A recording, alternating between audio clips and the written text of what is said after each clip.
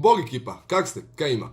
Znači ja fakat ne znam za vas, ali ovo tu vrijeme vani mene totalno ubija. Malo kiša, malo sunce, svaki put kad hoću izaći van moram biti meteorološki komando, imat na sebi apsolutno sve, od sunčanih naočala preko onih reketa za snijeg do kabanice i japanki. Stvarno nevjerojatno. Ja ne bi bilo bolje da smo onak negdje na sunčanom i da je predivno vrijeme i da malo uživamo u životu? Imam prijedlog za tebe. Ajmo u Dubai i Abu Dhabi, onak, na jedan dobar vikend, da? Ako imaš između 18 i 32 godine, prijavi se na nagradni natječaj HTA Doživi više. Gdje? Na doživiviše.hr. Kako? Ostavi nam svoje podatke i pokaži da želiš doživjeti više u životu.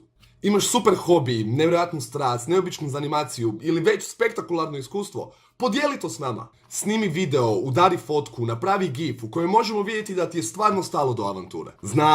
Znam da su selfie sa godišnjeg odmora fakat odlični i da su hrenovke na plaži super motiv.